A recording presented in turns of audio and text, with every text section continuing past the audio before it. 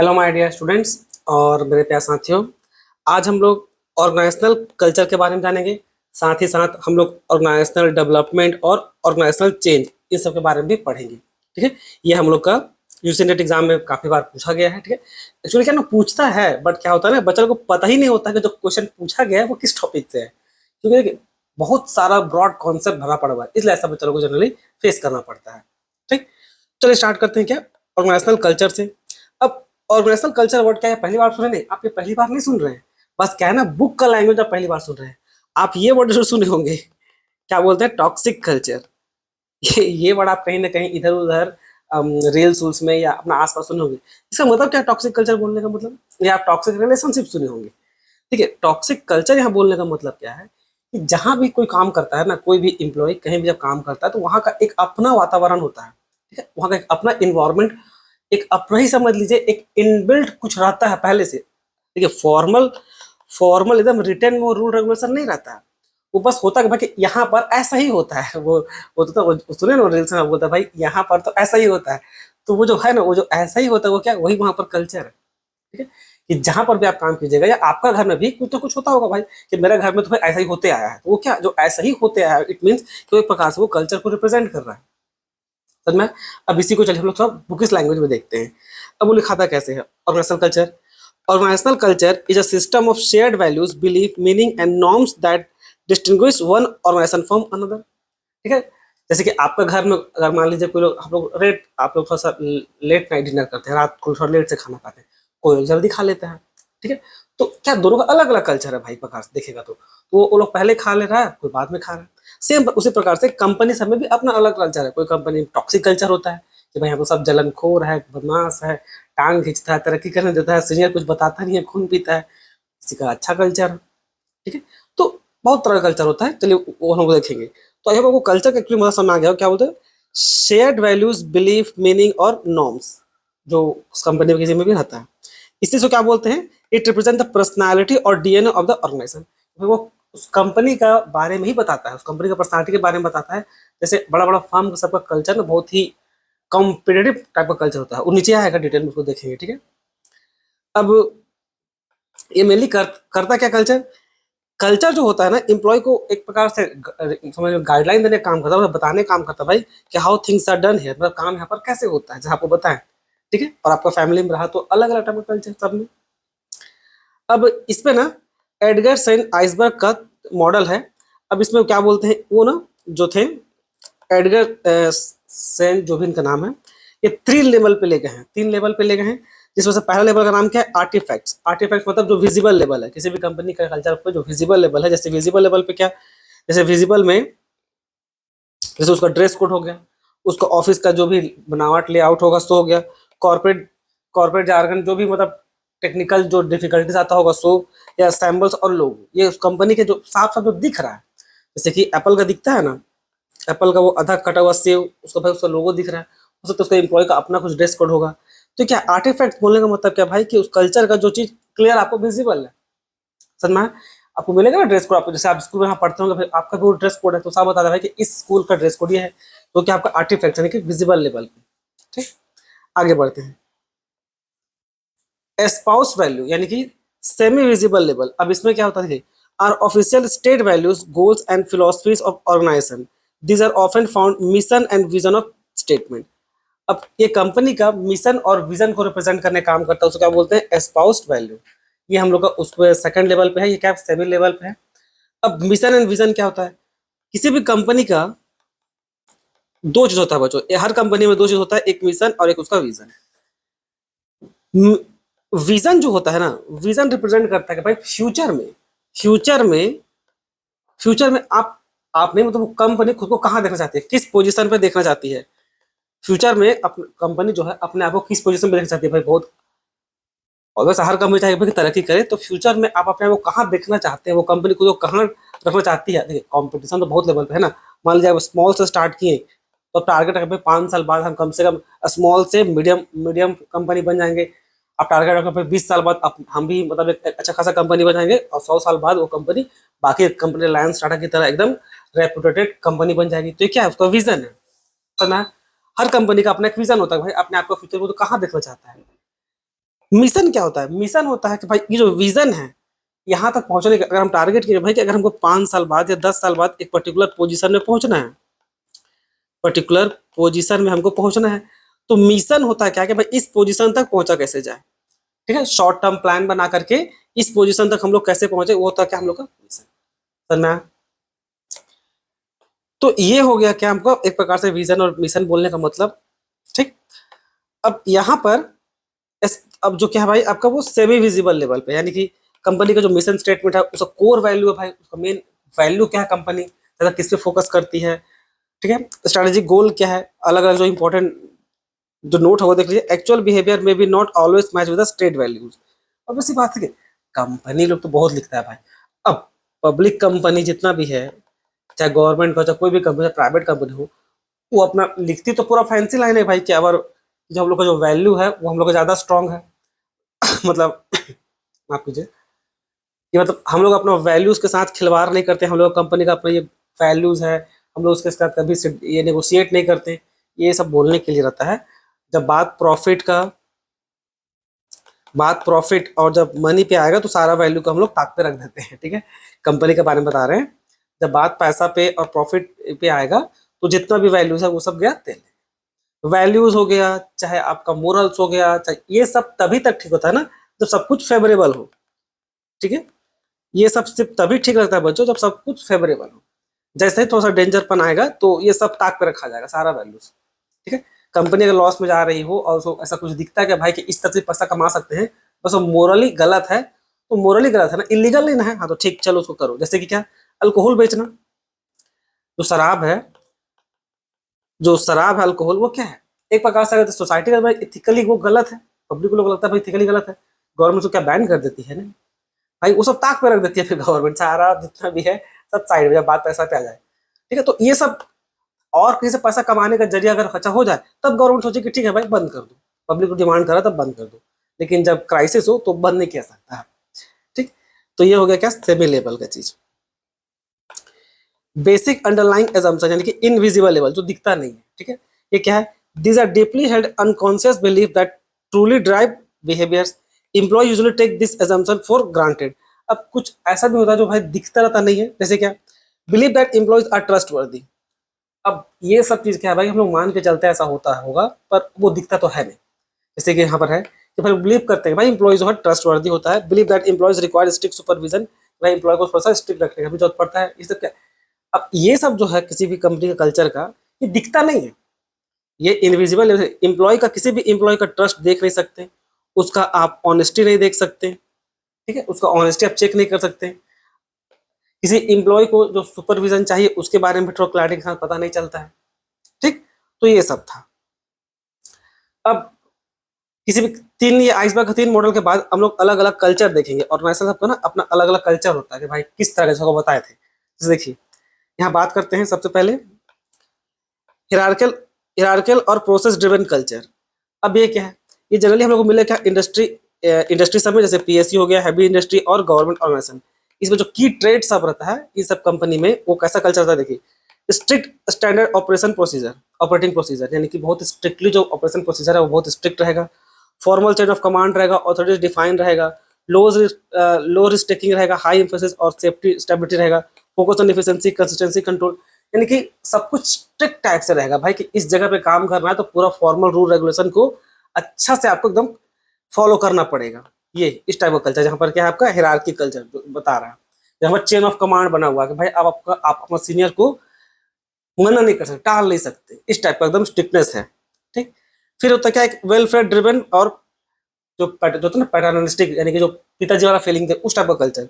यहाँ पर theory model का क्लाइंट कल्चर, यानी कि इंडस्ट्री लेगेसी फैमिली कॉन्ग्लोमरेट बोलने का मतलब होता है एक बड़ा कंपनी का ग्रुप समझ लीजिए। ठीक है, जैसे आपको एग्जांपल में है टाटा स्टील का अपना एक टाटा ग्रुप है। ठीक है, वो क्या है, वो थोड़ा पैटर्नलिस्टिक टाइप से है, मतलब सबको ले दे के चलने वाला टाइप से है। तो यहाँ पर क्या, ऑर्गेनाइजेशन ट्रीट एम्प्लॉय लाइक एक एक्सटेंडेड फैमिली, थोड़ा फैमिली की तरह ट्रीट करता है, providing housing, health care, education, his employee loyalty, long term retention। ठीक है, decision often made through concession, यानी कि यहाँ पर क्या है, यहाँ पर आपको देखने को सिंपल मिला क्या क्या भाई, जो वेलफेयर वाला है यहाँ पर भाई सबको ले दे के चलने वाला कल्चर है, सबको ले दे के चलेंगे, वेलफेयर ड्रिवन कल्चर। और एकदम स्ट्रिक्टनेस के साथ जहाँ डील किया जाएगा, पूरा ऑफ हिरार्किकल ऑर्डर है भाई, पूरा चेन ऑफ कमांड बना हुआ है, उसको क्या बोलते हैं हम लोग, हिरार्किकल और प्रोसेस ड्रिवन कल्चर। ठीक, बस नाम याद रखिएगा और उसको होता कैसा सो याद रखना है। ठीक है, ये सब बस नोट्स के तौर पे था। एजाइल और इनोवेशन ड्रिवन कल्चर, ये थ्योरिटिकल मॉडल कैसा भाई, एडोक्रेसी कल्चर, यानी कि ये जनरली आपको टेक इंडस्ट्री में, आपका ई कॉमर्स कंपनी में, यहाँ पर क्या है, ये जो कल्चर होगा एजाइल, यहाँ पर क्या भाई, एम्प्लॉय लोगों को छूट मिलता है जिसके लोग इनोवेशन कर सके, flat organisational structure with fewer levels, the best ideas value regardless of rank, और high risk taking and experimentation. ये देखिए जैसा वो बोले, high risk taking and experimentation, employees are evaluated based on innovation and result. यहाँ पर simply बोलने का मतलब क्या है कि ये जो कल्चर है यहाँ पर भाई एम्प्लॉय को देखिए, कुछ नया इनोवेट करने के लिए ना आपको फ्रीडम देने का जरूरत बहुत पड़ता है। ठीक है, कुछ नया इनोवेशन करने के लिए, कुछ नया खोज निकालने के लिए पानी की तरह पैसा बहाना पड़ता है, इस उम्मीद में कि कम हो सकता है मेरा एम्प्लॉय कुछ भी हमको ना दे। बेस्ट एग्जांपल आपको देते हैं किसका, साइंटिस्ट का। अभी साइंटिस्ट लोग जो मेहनत करते रहते हैं, कुछ जो थोड़ी ना भाई जो एक्सपेरिमेंट कर रहे हैं वो सक्सेस ही होगा। ठीक है, कोई गारंटी नहीं कि वो सक्सेस ही होगा, लेकिन कंपनी उनके उसके ऊपर या गवर्नमेंट उसके ऊपर जो भी वहां पर रहता है वो पानी की तरह पैसा बहाता है कि नहीं, इस उम्मीद में कि शायद वो सक्सेस हो जाए। तो यहाँ पर वैसा ही भाई एक्सपेरिमेंटेशन चलते रहता है, बहुत हाई रिस्क टेकिंग इसीलिए तो है वो, क्योंकि सक्सेस होगा तो भाई बहुत बड़ी बात है, और नहीं हुआ तो पूरा पैसा डूब गया है कि नहीं, फिर पूरा पैसा डूब जाएगा। तो ये है, तो यहाँ पर आपका इनोवेशन, क्रिएटिविटी और फ्लेक्सिबिलिटी रहता है। ठीक, फिर क्या, हाई प्रेशर कल्चर, ये इसी को बोलते हैं कि toxic culture. Market culture, investment banking और consultancy firm, extremely perform oriented environment, यहाँ पर क्या है भाई, रात दिन काम करना पड़ सकता है आपको, कि भाई कॉम्पिटिटिव है तो झेलना तो पड़ेगा। ठीक है, promotion are based on measurable achievements, जैसे लिखा हुआ है, एम्प्लॉय मस्ट कंटिन्यूसली परफॉर्म और लीव, कंटिन्यूस मेहनत करते रहे तो भाई नौकरी छोड़ दीजिए। ठीक है, तो ये क्या है, ये है आपका एक प्रकार से हाई प्रेशर, इसी को एक प्रकार से लीजिए बोलते हैं कि टॉक्सिक कल्चर। ठीक है, इसी को एक प्रकार से क्या बोलते हैं, टॉक्सिक कल्चर, जहाँ पर रात दिन बस काम काम काम काम काम हो रहा है। ठीक है, काम करना जरूरी है, यहीं पर यही वो जगह है जहाँ पर कोई लोग डिमांड कर देता है, investment banking, consultancy firm, IT sector वाला सब, कि 8 की जगह 12 घंटा एम्प्लॉय का काम करवाना चाहिए। भी बोलता है क्या 12 घंटा कोई काम करने जाएगा। तो ये है वो हाई टॉक्सिक कल्चर। सिक्रेटिव और विजन लेड कल्चर, यहाँ पर क्या भाई बातों को छुपा के रखा जाता है, उसका वैसे मार्केट है, hierarchy plus market hybrid type से रहता है ये लोग। जैसे क्या, जैसे strict departmental separation to protect information, strong focus on product quality and perfection. तो यहाँ पर आपको जो सिंपल ध्यान में रखना है क्या, कि भाई ये कल्चर में आपको थोड़ा सा सिक्रेटिव रहना पड़ता है, कि भाई चीज़ों को आप ओपनली बोल नहीं सकते। ठीक है, कहीं पर काम चलते रहता है। ठीक, तो उस जगह जैसे इंडस्ट्री क्या, हाई एंड कंज्यूमर हार्डवेयर खासकर, यहाँ पर कोई भी चीज़ तुरंत बनता नहीं है, तो उस पर टाइम लगते रहता है, तो अगर वो सब चल रहा है तो मुंह को सिल के रखना पड़ता है, ये नहीं कि जाके बक दिए कि मेरा कंपनी तो इस पर काम कर रही है उस पर काम कर रही है, तो ऐसा चीज़ों को अपने अंदर में रखना पड़ता है, वो भी एक बहुत बड़ा कला है। ठीक है, वो भी एक बहुत बड़ा आर्ट है। फिर कस्टमर सेंट्रिक और एम्पावर्ड कल्चर, या मॉडल प्लान क्या है, एडोक्रेसी हाइब्रिड, यानी कि service oriented and disruptive brand. इसमें क्या होता है भाई, इसमें क्या होगा कि मेनली फोकस करते हैं, hiring focus heavily on culture fit, तो कल्चर के हिसाब जैसा वहाँ का जो इन्वायरमेंट है, तो जो हायर भी किया जाता है ना एम्प्लॉय लोग को, वो भी उसी के आधार पर, जैसा वहाँ का कल्चर है, जैसा कल्चर है वैसा बच्चा लोग को, वैसा एम्प्लॉय को हायर किया है। ठीक है, front line employees have high decision making in freedom और strong emphasis on customer satisfaction. ये मतलब भाई नॉर्मल टाइप से है। तो कस्टमर सेंटर में फोकस खाली आपको याद होना क्या है कि भाई जो किस पे कस्टमर लोग इस फोकस किया जा रहा है, कस्टमर से ओरिएंटेड, भाई कस्टमर को सेटिस्फाई करके भेजना है, उस टाइप का यहाँ पर कल्चर है। तो एम्प्लॉय भी हम लोग वैसे ही सेलेक्ट करते हैं, हायर करते हैं इस सिचुएशन में। ठीक, अब आगे देखिए, अब अलग अलग टाइप्स ऑफ कल्चर देख लिए। अब यहाँ पर क्या 6 डायमेंशन ऑफ कल्चर, अलग अलग 6 डायमेंशन है। एक डायमेंशन क्या है, इनोवेशन एंड रिस्क टेकिंग। ठीक है, एक डायमेंशन है आपका इनोवेशन करना और रिस्क लेना। दूसरा क्या है, अटेंशन टू डिटेल, भाई उस कल्चर में जो भी चीज़ है उसको ध्यान से देखना। फिर आउटकम ओरिएंटेशन और पीपल ओरिएंटेशन, ये सब आपको एक्सप्लेन क्यों नहीं कर रहे, तो क्या बताएं। आउटकम ओरिएंटेशन भाई कि जो रिजल्ट आएगा सो, पीपल ओरिएंटेशन जो जैसे पीपल पर डिस्कशन होगा क्या पड़ेगा सो, तो ये तो बेसिक कॉमन सा चीज़ है। और बताया इसलिए भी रह रहा है कि इस वो बस वो याद रखना है कि 6 डायमेंशन होता है, और 6 डायमेंशन में आपको ये सब होता है, आपका innovation and risk taking, attention to detail, outcome orientation, people orientation, आपका टीम ओरिएंटेशन और एग्रीबनेस। बच्चों इन सब को एक्सप्लेन करेंगे तो वीडियो बहुत लंबा हो जाएगा और कोई लॉजिक बनता नहीं, ये सब आपको पता होगा भाई। अब टीम ओरिएंटेशन आपको नहीं पता क्या कि भाई इसमें टीम के साथ एक साथ मिलकर काम करना है? आपको बस याद रखना है भाई इसमें 6 डायमेंशन है। कितना आपको बस याद रखने का पार्ट क्या है कि भाई कल्चर में, मतलब ऑर्गेनाइजेशनल कल्चर में 6 डायमेंशन है। 6 डायमेंशन और 6 डायमेंशन का नाम याद होना चाहिए, और बाकी तो आपको उसका मतलब पता ही होता है। ऐसा ही ना हम लोग किसी चीज को याद करते हैं, और अगर हम एक्सप्लेन करने बैठेंगे तो फिर वीडियो बहुत लंबा खिंचा जाएगा, और ये सब तो आपको आता ही है। अब वो बस पता नहीं था कि भाई 6 डायमेंशन होता है, तो 6 डायमेंशन अब बता दिए कौन कौन सा होता है इसमें। सेम लाइक अब देखिए, दो तरह कल्चर है, एक स्ट्रॉन्ग कल्चर है और एक वीक कल्चर है। अब स्ट्रॉन्ग कल्चर क्या बोलता है? ऐसा नहीं, आप स्ट्रॉन्ग कल्चर का मतलब नहीं, आप ये वर्ड्स अपने जानते हैं, मतलब सब वर्ड्स तो नहीं होंगे, बस उसको आपको बस मतलब जानना है। स्ट्रॉन्ग कल्चर बोलने का मतलब क्या होगा कि core values are intentionally held and widely share. इसका जो कोर वैल्यू सब है इसको हम लोग भाई एकदम इन तो पब्लिक के साथ अच्छा से शेयर करते हैं, ठीक है। जैसे क्या एडवांटेज क्या है इसका? एडवांटेज इस तरह का स्ट्रॉन्ग कल्चर होने से फायदा क्या होता है भाई? टर्नओवर कम होता है, पब्लिक लोग थोड़ा कम जाता है, ठीक है।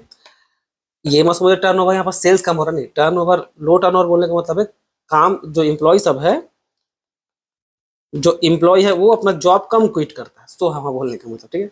हाई कमिटमेंट, भाई इम्प्लॉय लोग काफी कमिटमेंट होता है, लॉयल होता है अपना काम को लेकर के।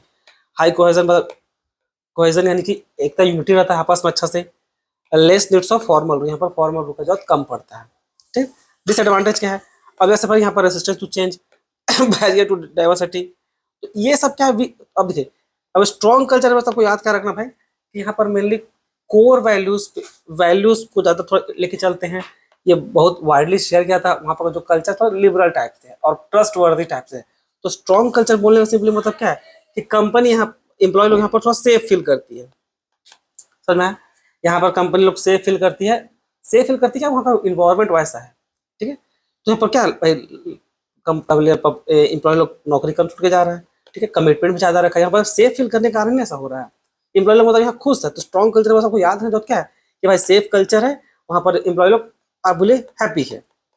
दैट्स इट, बस इतने इसको मतलब याद रखना है, ठीक है। अब उसी के हिसाब से आप एडवांटेज और डिसएडवांटेज भी निकाल सकते हैं, ठीक है। अब डिसएडवांटेज तो ऑब्वियस है भाई, कंपनी जहाँ खुश रहती है तो जो नियम जो चल रहा है उसी को वो लोग हमेशा फॉलो कर जाएगी, तो फिर चेंज लाने में वो लोग एक्सेप्टेबल जल्दी नहीं होता है, ठीक।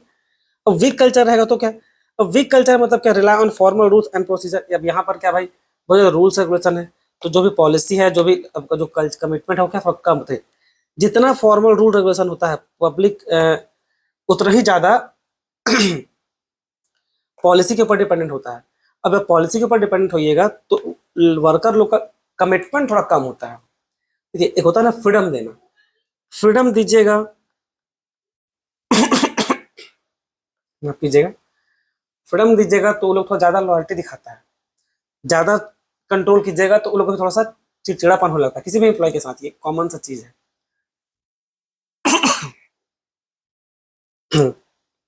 पानी रखना है, भूल गए हैं। तो ये था, तो सिंपली आपको याद क्या रखना है बच्चों? देखिए, इसमें याद रखने की बात इतना है, स्ट्रॉन्ग कल्चर मतलब एक सेफ कल्चर जहां पर एम्प्लॉय लोग हैप्पी है। थोड़ा ये लोग इनफॉर्मल है, ठीक है, थोड़ा सा इनफॉर्मल है। अब उसी के आधार पे आप एडवांटेज एडवांटेज बना सकते हैं। वीक कल्चर क्या है? थोड़ा ज्यादा फॉर्मल है, ठीक है, रूल रेगुलेशन वाला थोड़ा ज्यादा है। तो यहाँ पर क्या एम्प्लॉय थोड़ा सा उतना सेफ फील नहीं करता है। अब रूल रेगुलेशन एकदम हाईली इस टाइप का आपका पॉलिसी के ऊपर सब कुछ बना हुआ है। तो ये है, तो बस आपको इतना ही याद रखना है। अब इसमें आप अब अगर आप बैठ गए कि एडवांटेज है डिसएडवांटेज है, ये आप खुद से भी बना सकते हैं, ठीक है, ये आप खुद से भी बना सकते हैं। एडवांटेज डिसएडवांटेज आपको मीनिंग पता चल गया तो वो आप खुद से भी बना सकते हैं, ठीक। वरना देखिए, अब देखिए ये जो टॉपिक है मसल कल्चर, हम ये नहीं बोल रहे हैं कि वेस्ट टॉपिक है, बट बहुत इंपॉर्टेंट टॉपिक भी नहीं है, मीडियम लेवल की टॉपिक है, ठीक। अब how organisational culture is created और सस्टेन, वो बनता कैसे है? और वैसे क्रिएशन कैसे होता है भाई? फाउंडर लोग क्रिएट करेगा कल्चर को, क्योंकि जैसा सीनियर रहेगा वैसा ही तो कल्चर क्रिएट होता है। सीनियर अगर फ्रेंडली है तो फ्रेंडली कल्चर, टॉक्सिक है तो टॉक्सिक कल्चर, ठीक। सस्टेनिंग कल्चर, अब उसको भाई हमेशा मेंटेन करके रखना है। अब उसको मेंटेन करने का काम कौन करेगा? टॉप मैनेजमेंट, ठीक है। और सोशलाइजेशन, अब जैसा सोसाइटी रहेगा उसी हिसाब से वो चेंज होते मतलब मेंटेन रहेगा, ठीक है। वो हो गया। अब एम्प्लॉय लोग कल्चर सीखता कैसे है, कंपनी में सीखता कैसे है वो देखना है, ये भी आप अपने से लिख सकते हैं। देखिए, अब बस पॉइंट याद रखिए कैसे सीखता है भाई, स्टोरी के हिसाब से सीखता है। अब स्टोरी क्या होता है आपको पता ही है, रिचुअल्स जो नियम सियम है जो चलते आ रहा है उससे भी सीखता है, ठीक। मटेरियल सैम्पल्स ऑब्वियसली जो कंपनी का जो अलग अलग स्टेटस है, power within the organisation, उससे भी सीखता है। ठीक है, अलग अलग भाषा से भी सीखता है।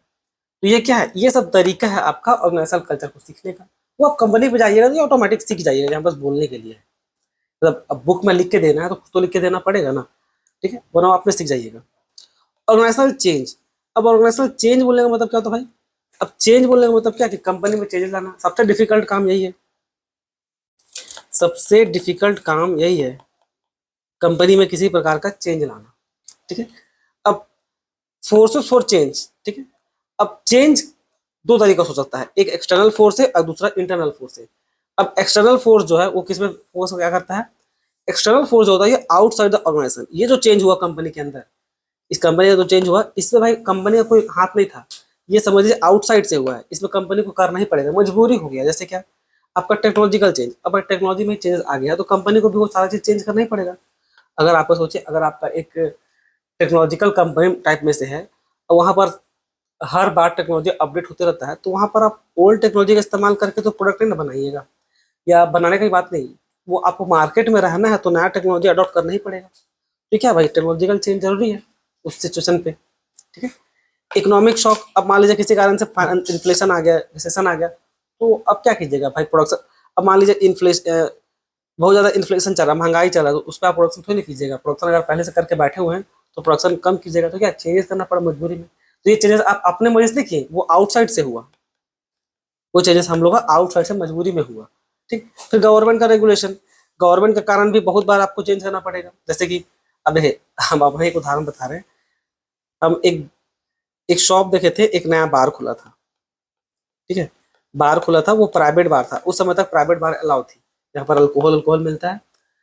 अब ठीक एक महीना बाद, ये खुलने के ठीक एक महीना बाद गवर्नमेंट रेगुलेशन पास कर दी कि भाई अब कोई भी प्राइवेट बार यानी कि प्राइवेट में अल्कोहल यानी कि शराब नहीं बेच सकता। तो क्या ये पूरा बंद, पूरा बंद? तो अब उसका कोई ऑप्शन थोड़ी ना है, तो ये पूरा बंद हो जाएगा। ठीक है, गवर्नमेंट का रेगुलेशन भी बहुत मैटर करता है। इनफैक्ट गवर्नमेंट का रेगुलेशन ही तो मैटर करता है। ठीक है, चेंजिंग डेमोग्राफी। अब मान लीजिए आपका पॉपुलेशन जैसा रहेगा वैसा ही आप अपना पॉलिसी चेंज कीजिएगा। समझ में आ रहा है? अब सोच के देखिए, डेमोग्राफी अगर आपका जिस एरिया पे आप कंपनी, कोई कंपनी है, ठीक है, अब कोई प्रोडक्ट बनाती है, मान लीजिए फेस्टिवल का प्रोडक्ट बना रही है। ठीक है, वो फेस्टिवल का प्रोडक्ट बनाती है, मान लीजिए होली का सामान।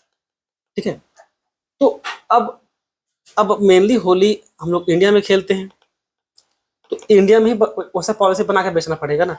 अपना जो भी उसका पॉलिसी है वो इंडिया के हिसाब से बनाना पड़ेगा। अब होली तो वो अमेरिका में नहीं खेलेगा, तो कंपनी जो बना रही हो प्रोडक्ट, वो इंडिया को ध्यान में रख के बनाएगी ना। तो पॉलिसी इंडिया के हिसाब से चेंज करना पड़ेगा कि भाई कैसा चाहिए। अपने आप अपना मर्जी थोड़ी वहां पर बेच दीजिएगा कि भाई नहीं, हम जो बेचेंगे वही इंडिया वाला सब इस्तेमाल करेगा, तो होने से रहा। फिर क्या आता है आपका external force, sorry internal force. जो कंपनी के अंदर में जो चेंज आने के कारण क्या क्या बनता है? एक, आपका लीडर चेंज हो। ठीक है, आपका डिक्लाइनिंग प्रॉफिटेबिलिटी, प्रॉफिट कम हो रहा है भाई, इसे कारण भी बहुत सारे चेंजेस लाना पड़ सकता है जरूरत के हिसाब से। न्यू कॉर्पोरेट स्ट्रेटजी, मान लीजिए जरूरत पड़ा भाई अब हम लोग को नया स्ट्रेटजी का बात इस्तेमाल करना है ताकि हम लोग भी मार्केट में अपना दबदबा बना सके। ठीक है, तो स्ट्रेटजी चेंज कर दी है, बहुत बार होता है ऐसा। ठीक है, तो ये था। अब रेसिस्टेंस टू चेंज, अब यहाँ पर सबसे बड़ी चीज होता है भाई कि चेंज लाना बहुत मुश्किल का काम है। अगर इसको आप चेंज करनी चाहिएगा तो एम्प्लॉय लोग आप पे स्ट्राइक करेगा। चेंज लाना इतना आसान चीज नहीं है जितना हम लोग बोल देते हैं कि भाई, और ये मत सोचेगा हम बॉस है तो कुछ भी कर देंगे, नहीं, गलती से भी नहीं। ये तो बहुत बड़ा ब्लंडर मिस्टेक है, आपको ब्लंडर मिस्टेक है। आपका पूरा कंपनी में ताला ताला लगवा देगा ट्रेड यूनियन। ट्रेड यूनियन आपको पूरा कंपनी बंद करवा देगा। उस टाइप से आप जबरदस्ती लेबर के साथ अगर मारपीट से सोल्यूशन निकालने की कोशिश कीजिएगा तो नहीं, ये ना घर पे सही है ना कंपनी में सही है। ठीक है, अब जैसे क्या, अब चेंज रेसिस्टेंस कैसा आता है? एक होता है इंडिविजुअल रेसिस्टेंस। अब इसमें क्या है कि भाई individual resistance come from employ themselves, कि केवल एम्प्लॉय से आ रहा है ये रेसिस्टेंस। जो रेसिस्टेंस रेसिस्टेंस बोलने का मतलब होता है रुकावट। ठीक है, दिक्कतें आ रही है समझो, तो वो दिक्कत केवल इंडिविजुअल यानी कि एम्प्लॉय से केवल आ रहा है। या क्यों भाई? हैबिट के कारण। अब सोचिए, हर वो काम मशीन से पहले एम्प्लॉय खुद वर्कर करता था, अब उसके जगह पे आप ला रहे हैं मशीन, उसको नौकरी से आप निकाल भी नहीं रहे हैं। ठीक है, उसको आप नौकरी से निकाल भी नहीं रहे हैं, बट अब उसको वो आदत नहीं है भाई वो मशीन चलाने का, उसको मन में डर रहेगा ये मशीन को हम कैसे चलाएंगे, क्या दुनिया भर का है। अब वो आदत खुद से था, अब ये मशीन से करना तो दिक्कत होगा, डर रहता है। सेम लाइकवाइज अटेंडेंस, अभी अटेंडेंस का बहुत चल रहा है, वो इसलिए देखते हैं अटेंडेंस। अटेंडेंस में कैसे पहले बनता था क्या, रजिस्टर में, रजिस्टर में बनता था तो भाई बच्चा लोग बोलते हैं, मतलब एम्प्लॉय जाता था वहाँ पर साइन करके अपना अटेंडेंस बना लेता था। अब लग गया बायोमेट्रिक्स, अब बायोमेट्रिक्स तो लोगों को टेंशन है या अपना, अब आपको लग रहा सर अंगूठा लगा देने में क्या टेंशन है, टेंशन है। पहले जो मनमानी करता था एम्प्लॉय अब वो नहीं कर पाएगा। सरकारी कंपनी में क्या होता है, अटेंडेंस बनाए और भाग गए घर, कौन देखने जा रहा है, कौन देखने जा रहा है, कोई नहीं। अब बायोमेट्रिक्स लग गया तो क्या करेगा भाई, सुबह भी आपको इसमें अपना पंच डालना है और शाम को भी डालना है कि नहीं, यहाँ पर दुनिया भर का दिक्कत। इसमें भी भाई लोग करता है भाई, सुबह बना के कोई लोग चला जाता है और शाम को यहाँ पर बना देता है। तो रोग तो निकालते, लेकिन एक फिर भी स्टार्टिंग में काफी दिक्कत होता है हैबिट के कारण। फियर ऑफ अननोन, इससे भी बहुत सारा होता है कि भाई जब पता नहीं हो कोई भी चेंज के बारे में तो डर लगता है। और ये केवल एम्प्लॉय के साथ नहीं, ये आपके साथ भी है, मेरे साथ भी है, कोई भी के साथ भी है। जब आपको किसी चीज के बारे में क्लैरिटी नहीं रहे ना, क्लैरिटी नहीं रहे तो उस पर आपको डर लगेगा, आपको थोड़ा सा डर लगे भाई ये कैसे होगा, कैसे करेंगे, आइडिया नहीं है। ऊपर से एम्प्लॉय लोग को डर रहता है कि भाई कहीं हम लोग को नौकरी से ना निकाल दे। अगर गवर्नमेंट कंपनी तो नौकरी से तो नहीं निकालेगी, ठीक है, लेकिन प्राइवेट कंपनी वालों को डर रहता है, ठीक है। और गवर्नमेंट कंपनी को भी डर रहता है कि आज कंपनी ऐसा कर रही, बहुत सा चीज ऐसा होता है गवर्नमेंट द्वारा कि गवर्नमेंट आज ऐसा कर रही है कल वैसे करेगी, समझना है। फिर इकोनॉमिक इनसिक्योरिटी हो गया, threat to power and status, बहुत बार भाई पावर स्टेटस से भी बहुत को डर लगते रहता है, ठीक है, कि अगर ये सब में जैसे बहुत ज़्यादा पावर किसी को मिल जाएगा तो भाई वो प्रॉब्लम क्रिएट कर सकता है, ऐसा बोला जाता है, ठीक है। द चेंजेस में रिड्यूस इन्फ्लुएंस ऑथोरिटी और सोशल पोजीशन, बहुत तरह का चीज होता है, ठीक है। और फिर कंपनी का देखिए चेंजेस मतलब रेजिस्टेंस, मतलब कंपनी ऑर्गेनाइजेशन में वो सब कब रेसिस्ट करती है। अब इसका मतलब क्या होगा, originate from organisation system and structure. अब ये जो है ना, ये ये जो चेंजेस आ रहा है ये कंपनी का जो स्ट्रक्चर है, जो ऑर्गेनाइजेशन का सिस्टम और जो स्ट्रक्चर है उसके कारण से मतलब आप समझ लीजिए एम्प्लॉय की तरफ से ये पुश आ रहा है, ठीक है। जैसे क्या, जैसे आपका क्या स्ट्रक्चरल इनर्सी, इसका मतलब क्या होगा, ऑर्गेनाइजेशन है build in mechanism that naturally resist change. अब कुछ ऐसा वो लोग बना के रखा है भाई जिसको चेंज करना ही जरूरी है। वो जो ये एम्प्लॉय की तरफ से नहीं आते, एम्प्लॉय की तरफ एम्प्लॉय लोग ही कर रहा है, बट जो ऑर्गेनाइजेशन में जो जो ये काम तो एम्प्लॉय लोग ही करेगा ना, पर ऑर्गेनाइजेशन का जो ऐसा स्ट्रक्चर ही है, ऐसा स्ट्रक्चर ही कि भाई वहाँ पर चेंज करना ही जरूरी है। अब यहाँ पर एम्प्लॉय बोले चाहे ना बोले, ठीक है, लेकिन जनरली एम्प्लॉय लोग ही बोलता है कि इसमें कीजिए तो हम लोग को दिक्कत हो रहा है, ठीक है। ग्रुप नॉर्म्स, जैसे क्या, ग्रुप में भी resist change that threaten establish practice.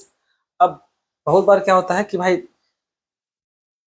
ये प्रैक्टिकल लाइफ में होगा कि जब एक ग्रुप अच्छा खासा ग्रुप बनाता है या पीपल लोग होता है, खासकर जो सीनियर लोग रहता है, अब उसमें आप चेंज लाइएगा ये बोल करके कि सर ये चेंज लाने से कंपनी और तरक्की करेगी, तो वो लोग बोलेगा कि जितना तुम्हारा उम्र है उससे ज़्यादा इस कंपनी को अपना हम सर्विस दिए हैं, ठीक है, तो कल का आया वाला लौंडा हम लोग को मत सिखाओ। ये बहुत कॉमनली सुनने को मिलता है, ठीक है, कि कल का आया वाला लौंडा आप सिखाएगा कि कंपनी कैसे चलाना है, इतना साल कंपनी चला कर रख दिए, ठीक है। ये सीनियर भी हो सकता है, कोई जो ही नहीं बच्चों, ये सीनियर भी एम्प्लॉय भी हो सकता है।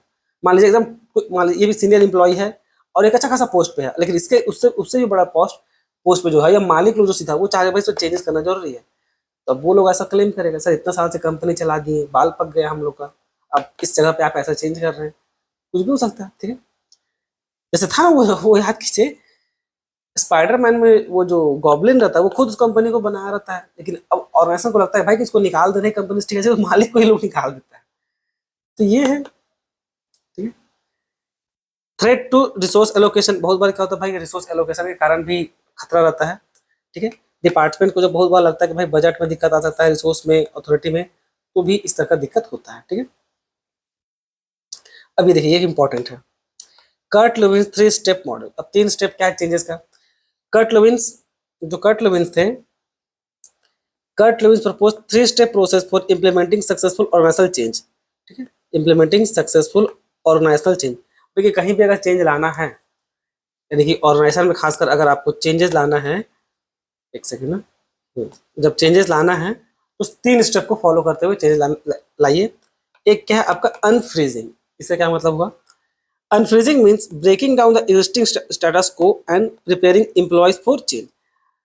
Management creates awareness and urgency for change. अब यहाँ पर क्या है अनफ्रीजिंग में, कि यहाँ पर आपको जो चेंज लाना है, यहाँ पर जो पुराना सिस्टम था उसको रोक करके नया सिस्टम के बारे में एम्प्लॉय को जागरूक करना, बताना है। ठीक है, और बताना है भाई कि चेंजेस लाना क्यों जरूरी है। ठीक है भाई, पहले अवेयरनेस देना आसान भाषा में। ठीक है, overcome resistance and create readiness for change, यानी कि एम्प्लॉय को यहाँ पर तैयार करना होगा माइंड में। बट एम्प्लॉय को समझाइए कि आपको डरने का कोई जरूरत नहीं है, किसी का नौकरी नहीं जाएगा, किसी को कुछ नहीं जाएगा। गलती कीजिएगा शुरू बार में, मतलब जो चेंजेस आएगा, तो कोई भी चेंजेस होगा तो वैसे एम्प्लॉय लोग गलती करेगा, बेसिक चीज है। तो एम्प्लॉय गलती करेगा, कोई बात नहीं, गलती आपको कोई दिक्कत नहीं होगा। आपको साल भर तक किसी प्रकार, मतलब साल भर तक क्या, मतलब कोई किसी प्रकार कोई डांट फटकार नहीं पड़ेगा जब तक ये सक्सेसफुली इम्प्लीमेंट ना होता है। ठीक है, तो ये आपको एक्सेप्ट करके चलना पड़ेगा कि भाई किसी का ना नौकरी जाएगा, ना किसी का पैसा कटेगा गलती करने पे, नहीं कुछ नहीं। जो है आपको बस इस चेंजेस इम्प्लीमेंट करना है, बस इतना ही। उससे क्या, आपको ट्रस्ट लगेगा। ठीक है भाई, जब एम्प्लॉय इतना, जब जब मैनेजमेंट इतना हम लोग को छूट दे रही है तो ठीक है, तो लोगों को भी लगेगा ना, खाते मेंटली प्रिपेयर जाकर। ठीक है भाई, जब कंपनी सब तरफ से हाँ बोल रही है तो ठीक। फिर आया क्या, चेंजिंग मूवमेंट। फिर this is actual implementation stage. आप जो चेंजेस करना था वो चेंज कीजिए। ठीक है, न्यू सिस्टम स्ट्रक्चर जो भी चेंज करना है कर दिए। तो ये क्या है, अब आप हम लोग ओल्ड से न्यू की तरफ बढ़ गए। अब यहीं पर रुकना नहीं है, सिर्फ चेंज करने के बाद रुकना नहीं। अब यहाँ क्या है, रिफ्रीजिंग स्टेट। यहाँ पर क्या है, stabilise the change and make it permanent. अब एक बार जब चेंज कर दिए तो देखिए, चेंज करने के बाद आप पहले चेक कीजिए कि जो न्यू बिहेवियर था inforce through policies, rules and reward system, prevent employ from from returning to old habits. जो चेंज किए हैं तो उसको चेंज चेक कर, पहले आपको चेक करते देखिए चेंज सक्सेसफुल है भी कि नहीं। ठीक है, देखिए बहुत बार ऐसा जिंदगी में भी आएगा, देखिए बहुत बार ऐसा भी जिंदगी में आता है जहां पर आपको लगेगा कि भाई चेंज मैंडेटरी है। ठीक है, क्या लगेगा आपको, आपको लगेगा कि चेंज वहां पर मैंडेटरी है, और आप चेंज कर भी दिए, किसी तरह से चेंज कर भी दिए, तो बहुत बार क्या होगा भाई, ये चेंज करना ही आपका मिस्टेक था। बहुत बार ऐसा हो सकता है कि कुछ जो नहीं, कंपनी में कुछ भी हो सकता है। आपका रियल लाइफ बहुत ही कॉम्प्लिकेटेड टाइप से होता है बच्चों। तो कोई भी चेंज करना डजंट मीन्स वो 100% करेक्ट है। अगर आप कोई मॉडर्न चेंज, मान लीजिए आपको एक उदाहरण देते हैं, ये थोड़ा सा आपको कंपनी से रिलेटेड नहीं, पर्सनल लाइफ समझिए। मान लीजिए कोई ट्रेंड चल रहा है, ठीक है, कोई ट्रेंड चल रहा है, अब आप चाहते हैं भाई उस ट्रेंड में आप भी कूदना चाहते हैं। तो कुछ जरूरी नहीं है उस चेंज में आप भी कूदिएगा, उस ट्रेंड में आप भी कूदिएगा तो आपके लिए वो अच्छा ही हो। समझना है, वो कुछ जरूरी नहीं होता है। उसी प्रकार से कंपनी भी जब चेंज कर रही है तो कोई जरूरी नहीं है भाई कि वो चेंज हमेशा 100% अच्छा हो। ठीक है, तो उसको रिफ्रेश करके एक बार अच्छा से चेंज को स्टेबलाइज कर लीजिए। स्टेबलाइज करने के बाद आपको लगा कि हाँ अच्छा है, तब उसको फिर परमानेंट रखिए। वरना चेंज को एक समय देना पड़ता है। तो तुरंत चेंज लाइएगा तो तुरंत वो अच्छा रिजल्ट नहीं देगा, वो समय के साथ देगा। ठीक है, तो तब तक देखिए कैसा चल रहा है। New behaviours are inforce through policies, rules and reward system. ठीक है, ऑब्जेक्टिव क्या है, prevent employ from returning to old habits, और कोशिश करते रहे कि भाई पुराना हैबिट्स में ना जाए। ठीक, अब आगे देखिए हम लोग का ऑर्गेनाइजेशनल डेवलपमेंट।